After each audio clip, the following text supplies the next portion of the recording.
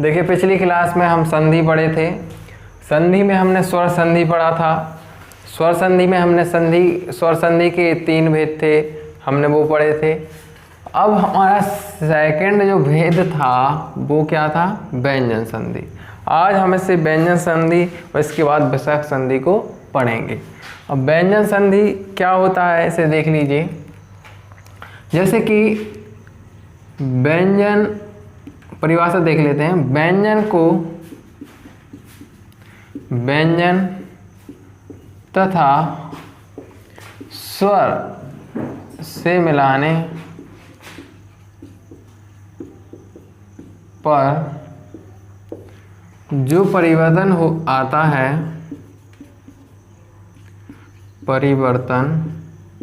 आता है, उसे व्यंजन संधि कहते हैं। क्या? व्यंजन संधि। तो परिभाषा देख लीजिए। व्यंजन को व्यंजन से या स्वर से मिलाने पर, जोड़ने पर जो परिवर्तन आएगा उसे हम क्या कहेंगे? व्यंजन संधि। अब देख लीजिए, जैसे कि उत प्लस हार। क्या? उत प्लस हार। उत प्लस हार क्या होगा? उद्धार। उद्धार। अब देखिए इसमें ता प्लस हा ये मिल रहे हैं तो क्या बना रहा है? ये धा। दा वाला धा का निर्माण कर रहा है। तो दोनों व्यंजन आपस में मिल रहे हैं और दोनों मिलके उसमें परिवर्तन करके क्या? दा वाला धा बना रहे हैं। तो ये व्यंजन संधि में हम पढ़ेंगे। अब हम इसमें उदाहरण देखेंगे और हम समझाएंगे कि कैसे व्यंजन संधि को पहचानना और कैसे इसका विच्छेद करना है। तो देखते हैं नेक्स्ट। देखिए व्यंजन संधि में हम कुछ उदाहरण को लेकर चल रहे हैं, उसी के हिसाब से आप समझ जाएंगे। जितनी आप उदाहरण देखेंगे उतनी ही आपको संधि समझ में आएगी। तो देखिए अब हमें व्यंजन संधि पढ़ना है, तो देखते हैं कि ये शब्द क्या है? सच्चरित, उज्ज्वल, सज्जन, उच्चारण, मट्टिका, उन्नति, जगन निवास। अब देखिए इसमें क्या है? जितने भी इसमें भी इसमें भी क्या? चा। इसमें क्या? टा। इसमें भी क्या? ना, आधा ना और ना।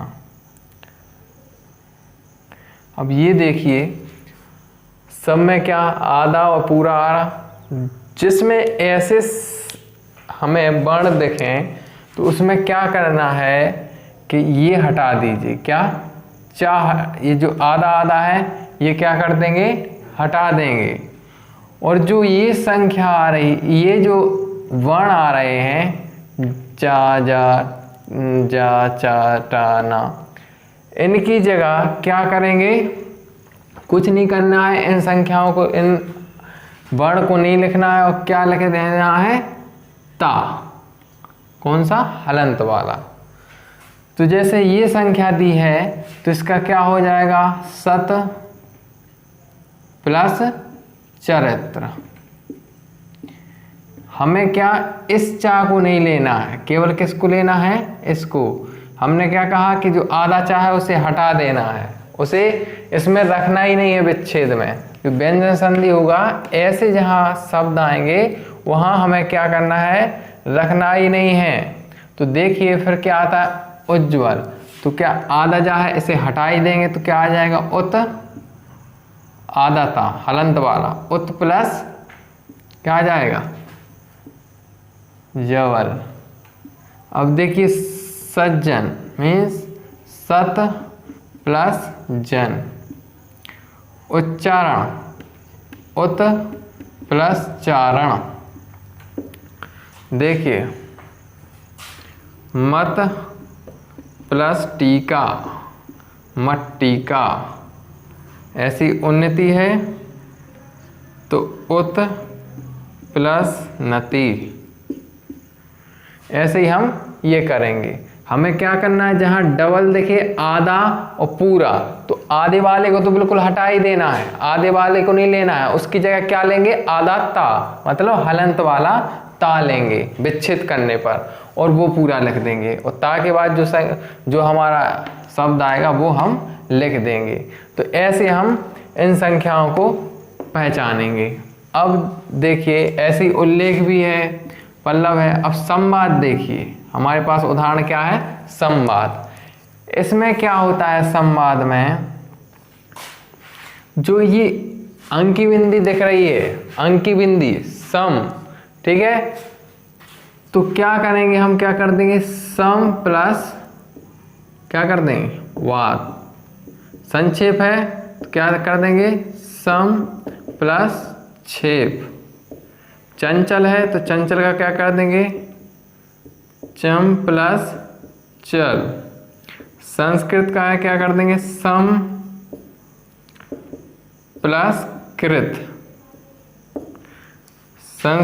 संस्कार है तो सम प्लस कार, संस्कार। मतलब क्या करना है कि जो अंक की बिंदी है उसकी जगह पे हमें क्या ले लेना है, आधा माँ ले लेना है। जो इसकी बिंदी है उसकी जगह पर हम क्या ले लेंगे, आधा माँ ले लेंगे। तो ये हमें इस पे ध्यान देना है। संस्कार है तो सम, संस्कृति है तो सम प्लस कृत, चंचल है तो चम प्लस चल, संक्षेप तो सम प्लस छेप, संवाद है तो सम प्लस वाद। अब देखिए, अब ये भी ध्यान देना है कि ये क्या है, विषम, अभिषेक, अनुष्ठान, क्या है, सदगति, वागीश, दिगंबर और संतोष। तो इसमें क्या करेंगे कि जो ये वाला सा जहाँ देखिएगा उसे हमें क्या मानना है, विच्छेद में ये वाला सा मानेंगे। जो सर्व वाला सा दिखेगा तो उसे क्या मान लेंगे, ये, ठीक है। इस चीर वाला सा दिखेगा जहां, उसे हम क्या मानेंगे, सा, इस वाले सा को हम मान लेंगे, ठीक है। तो इसी को मानकर हम चलेंगे। अब देखिए, वि प्लस सम विषम हो जाएगा। अभिषेक है तो अभि प्लस सेक, ये हमें सा नहीं मानना है, हमें क्या, ये वाला सा मानना है। हमें अगर अभिषेक आ गया और कहा कि इसमें कौन सा, मतलब कोई विच्छेद करके आ गया है ऐसा, तो हम सीधे बता देंगे कि अभिषेक लिखा है और क्या है ये, कौन सा है, व्यंजन संधि। अनुष्ठान है तो क्या करेंगे, अनु प्लस स्थान। अब देखिए, सद है तो दा की जगह क्या आ जाएगा, सत आ जाएगा, सत प्लस गति बता रहे हैं। अब ये वागीश, वागीश है अपने पास उदाहरण, ये ध्यान देना, वागीश और दिगंबर और संतोष। वागीश में क्या करेंगे, वाह है और गा की जगह हमें क्या करना है, का लेना है, तो बाक हो जाएगा। प्लस ईस, इसमें क्या कर रहे हैं, स्वर। अभी व्यंजन जोड़ते आ रहे थे और परिभाषा हमारी क्या बताइए, व्यंजन भी जोड़ सकते हैं, व्यंजन से स्वर भी जोड़ सकते हैं। तो बाक प्लस ईस, बागीस हो गया। दिक प्लस अंबर, क्या हो गया, दिगंबर। और सम प्लस तोष, इसको भी ध्यान देना है, इसका मतलब क्या है, माँ, सम प्लस तोष, तो ये क्या हो जाएगा हमारा, संतोष। ध्यान देना, अगर ये सा दिखे हमें, कौन सा, ये वाला सा दिखे, तो हमें इसके जगह ये वाला विच्छेद में लिखना है। और अगर दो आधे दिखें, चा चा, तो इस वाले को हटा देंगे, इसकी जगह पर क्या लेंगे, आधा ता और विच्छेद कर देंगे, ठीक है। अब ऐसे ही जितने भी उदाहरण आ जाएं मिनिमम यही हैं, और भी अगर आएंगे तो ऐसे ही हम उसका विच्छेद कर देंगे और ऐसे ही उसको हम पहचान लेंगे। अब नेक्स्ट, ये सबको समझ में आ गई होगी। अब नेक्स्ट हम अपनी विसर्ग संधि पर चलते हैं। तो देखिए नेक्स्ट हमारी संधि का भेद क्या है? तीसरा भेद है हमारा क्या? विसर्ग संधि। अब देखिए कि विसर्ग संधि, विसर्ग का पहले मतलब जान लीजिए, विसर्ग होता क्या है। विसर्ग चिन्ह वैसे आप लोग जानते होंगे, विसर्ग चिन्ह क्या होता है? ये जैसे आ है, ये अपना क्या है? विसर्ग वाला है। कोई भी है जैसे मनहा, तो ये क्या हो गया? मनहा कब हुआ? जब इसमें विसर्ग जोड़ दिया, तो ये हमारा विसर्ग चिन्ह है। तो देखिए परिभाषा देख लीजिए, जब विसर्ग के बाद क्या? विसर्ग के बाद स्वर या व्यंजन आते हैं, स्वर या व्यंजन आते हैं, तो तब जो परिवर्तन होता है उसे विसर्ग संधि कहते हैं।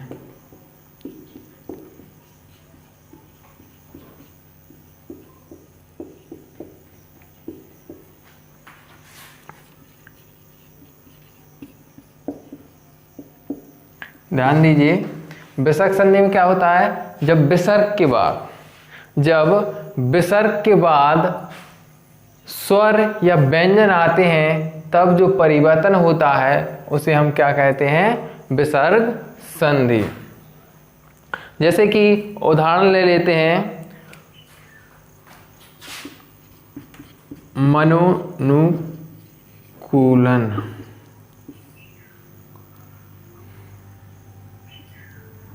इतना ले लेते हैं, मनोनुकूल।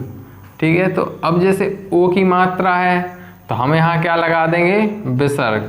क्या हो जाएगा? मनहा प्लस अनुकूल, तो क्या पूरा बन जाएगा? मनोनुकूल। तो ये हमारा विच्छेद ऐसे होता है विसर्ग में। विसर्ग चिन्ह लगा देते हैं। अब इसके उदाहरण देखते हुए हम इसे समझेंगे।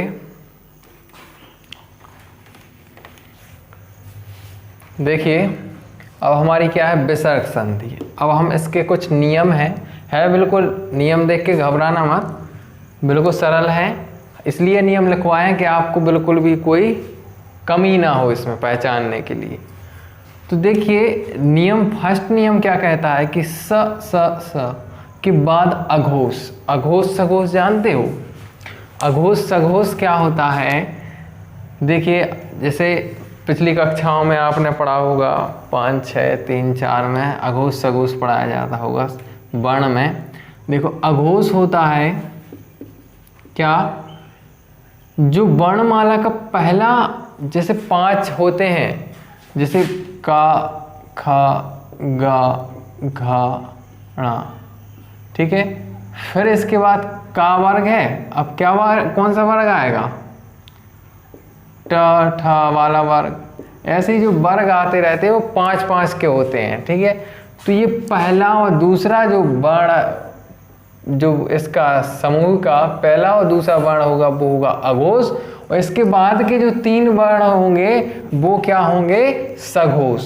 ये समझना, ठीक है। अघोष पहले 2 और 3 जो बाद के हैं वो क्या होंगे? सघोष।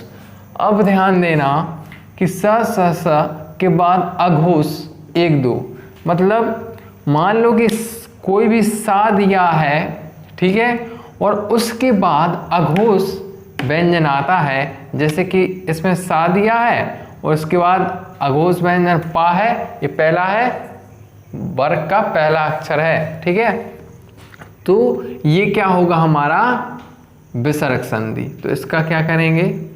नि प्लस पक्ष, क्या है, सा है जो साइलेंट हो जाएगा। अब जैसे क्या है, निष्फल, तो क्या करेंगे, नि प्लस फल, पा फा, ये भी दूसरा वर्ण है समूह का, इसलिए क्या हो जाएगा, निष्फल, मतलब नि प्लस फल। अब बहिष्कार है तो वही प्लस कार, जहाँ ये सा आ जाएगा वहीं से हम क्या कर देंगे, विसर्ग लगा देंगे। अब दुष्चरित है तो दु प्लस चरित्र, ऐसे हम करे जाएंगे। हरिश्चंद्र है तो हरि विसर्ग प्लस चंद्र, ध्यान देना, हरिश्चंद्र है तो हरि विसर्ग लगेगा, प्लस होगा, फिर चंद्र होगा। निश्चल है तो क्या होगा, नि प्लस छल, ये सारा वो चाछा, ठीक है, चाछा वाला जो हमारा समूह है उसमें दूसरा पड़ता है ये, तो पहला और दूसरा पड़े, किसके बाद, जितने भी सा होते हैं 3 सा के बाद कोई भी अगर दूसरा वर्ण या पहला वर्ण पड़ता है तो वो हमारा क्या हो जाएगा, विसर्ग संधि में आ जाएगा। अब दूसरा नियम क्या कहता है, पहला नियम में क्या था कि सा सा 3 है, इसके बाद जो भी वर्ण अघोष एक पहला और दूसरा आ जाए पांचों में से, तो वो हमारा क्या हो जाएगा, वो विसर्ग संधि हो जाएगा। दूसरा नियम क्या कहता है, कहीं भी ओ की मात्रा लगी हो और उसके बाद क्या आ रहा हो, सघोष, मतलब तीसरा चौथा पांचवा वर्ण, समूह में 5 वर्ण होते हैं तो तीसरा चौथा पांचवा वर्ण अगर सघोष आता है ओ की मात्रा के बाद, तो हम बेहिचक क्या लगा देंगे, विसर्ग लगा देंगे। जैसे मनो विचार है तो मनो की जगह क्या लगा देंगे, मनहा प्लस विचार, ये बा कौन सा है, तीसरे चौथे 5 में से तो है, ठीक है, ये बा है तो तीसरे चौथे 5 में से भा है, तो ये सब क्या है, ये हमारे सघोष वर्ण आ रहे हैं इसमें, सघोष, हा सघोष, वा सघोष, गा, ठीक है, का खा गा, जैसे ये लिखा गा है तो गा क्या है, तीसरा है ना, तो सघोष होगा, ठीक है। तो इसी प्रकार से अघोष सघोष समझ लेना। और फिर देखिए इसमें मनोविज्ञान है तो इसमें क्या आ जाएगा, मनहा प्लस विज्ञान, इसमें यशो विज्ञान है तो इसमें क्या आ जाएगा, यश प्लस भूमि, क्या है, यशो भूमि, तो यशा प्लस भूमि। अब नेक्स्ट है क्या, मन हो प्लस हरि, तो मनहा प्लस हरि, देखते जाइए। सरोवर है तो क्या, सरह प्लस वर, यहाँ क्या है, रजो, तो रजह प्लस गुण, ठीक है, ये हमारा दूसरा नियम है। दूसरे नियम का क्या होता है कि ओ दिया है हुआ है और उसमें सघोष कोई वर्ण आ रहा है तो वो क्या हो जाएगा, हमारा विसर्ग। पहला नियम ये था, दूसरा ये। अब तीसरे नियम पे आ जाइए। तीसरा नियम क्या कहता है, जब दोनों सा हो, आधा सा और पूरा सा, आधा सा पूरा सा, आधा सा पूरा सा, और आधे आधे सा हो, तो वहाँ क्या कर देंगे, हम विसर्ग लगा देंगे।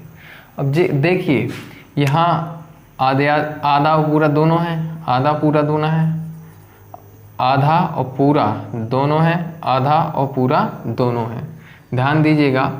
तो यहाँ क्या लिख देंगे, दुह, सा को साइलेंट कर देंगे, दुह प्लस साहस, निह प्लस शत्रु, निह प्लस शुल्क, क्या आ जाएगा, शुल्क। इसके बाद क्या है, निशब्द, तो निह प्लस शब्द। ऐसे हम कर लेंगे। जहाँ 2 समूह दिखें एक ही वर्ण के, किसके, सा वाले वर्ण के, तो वहाँ बेहिचक क्या, विसर्ग लगा देंगे और विसर्ग उसे हम विच्छेद कर देंगे, ध्यान देना। अब चौथा नियम हमारा क्या कहता है, चौथा नियम क्या कहता है, आधा रा प्लस सघोष या रा ला वा। तो जहाँ ये ऊपर क्या, ऊपर हमें रा दिख जाए, मतलब इसका मतलब क्या होता है, आधा रा होता है। इसका मतलब जो ऊपर हमारी रा की मात्रा होती है, ये क्या होता है, आधा रा, मात्रा नहीं होती, ये आधा रा होता है, ठीक है, आधा रा होता है, आधा रा। अब देखिए निर्गुण है तो ये रा को हम हटा देंगे और क्या आ जाएगा, निह प्लस गुण। ध्यान देना, निर्जन है तो निह प्लस जन, निर्मल है निह प्लस मल। मतलब ये रा हटाते जाना है, दुह प्लस गुण। निर्दोष है तो क्या, निदह प्लस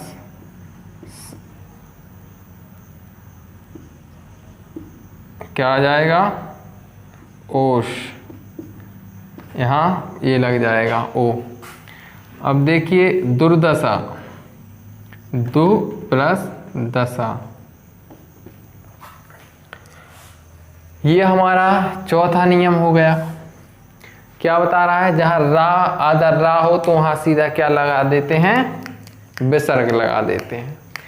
अब पांचवा नियम क्या कहता है कि जहाँ ई उ रू मतलब रा, ये देखें जहाँ मात्रा है, जैसे छोटे छोटे शब्द हों और मात्रा क्या बड़ी की हो, स्वर ले रहे हैं पांचवें नियम में, तो इसे क्या करते हैं कि इसको छोटा कर देते हैं। बड़ी की मात्रा है तो इसे छोटी की मात्रा कर देंगे और क्या विसर्ग लगाकर राव, नीरव, निह प्लस राव। अब नीरस है, बड़ी की मात्रा है तो क्या आ जाएगा, निह प्लस रस। निरोग है तो क्या आ जाएगा, निह प्लस रोग। नीरज है तो क्या आ जाएगा, निह प्लस रज। ठीक है, ऐसे हमें विसर्ग संधि को पहचानना है। देखिए पहला नियम क्या था, जहाँ सा तीनों सा में से कोई भी सा आ जाए और वहाँ पर क्या अघोष व्यंजन आ जाए, मतलब पहला दूसरा पंक्ति का पहला दूसरा व्यंजन आ जाए तो वहाँ बेहिचक हम क्या लगा देंगे, विसर्ग लगा देंगे। दूसरा नियम क्या था, ओ जहाँ लिखा है और उसमें उसके बाद ओ की मात्रा के बाद क्या क्या सघोष आ रहा है। सघोष में तीसरा चौथा पांचवा, वहाँ समूह है, 5 समूह का एक पंक्ति होती है तो उसमें तीसरा चौथा पांचवा मतलब आखिरी के 3 जब वर्ण आ जाए ओ की मात्रा के बाद तो वो हमारा क्या, विसर्गी संधि, वहाँ हम विसर्ग लगा देंगे। हमारा तीसरा नियम क्या कहता है, जहाँ आधा सा और पूरा सा, तीनों में से आधा सा पूरा सा में देखें जहाँ तो उसे हम वहाँ विसर्ग लगा देंगे, किसे, आधे सा को साइलेंट कर कर विसर्ग लगा देंगे। चौथा नियम हमारा क्या कहता है, चौथा नियम हमारा देखिए रा है और उसके बाद सघोष है, मतलब सीधा सी बात है, रा की मात्रा है, मात्रा नहीं आधा रा, इसे आधा रा मानते हैं। तो जहाँ आधा रा है वहाँ हम क्या, विसर्ग का चिन्ह लगा देंगे, उसे विच्छेद कर देंगे। और सघोष भी हो तो और अच्छा है। सघोष में जो 3 पीछे के वर्ण होते हैं वो हमारे सघोष होते हैं, तो इस मात्रा पे क्या सघोष हो, जैसे कि देखो गा है सघोष है, जा है सघोष है, माँ सघोष है, गा सघोष है, दा सघोष है और ये भी दा सघोष है। अब देखिए अब इसमें क्या है, ई की मात्रा है, नियम 5वां कहता है कि बड़ी ई की मात्रा है, छोटे शब्दों में अगर बड़ी ई की मात्रा है वहाँ हम छोटी ई की मात्रा और विसर्ग लगाकर उसे विच्छेद कर देंगे। तो देखिए इसमें सघोष और अघोष को अच्छे से ध्यान से देख लेना, सघोष और अघोष, ये हमारी संधि स्वर संधि होगी, व्यंजन संधि होगी और विसर्ग संधि होगी। ये हमारी संधि निपट गई है। अब हम नेक्स्ट कल देखेंगे।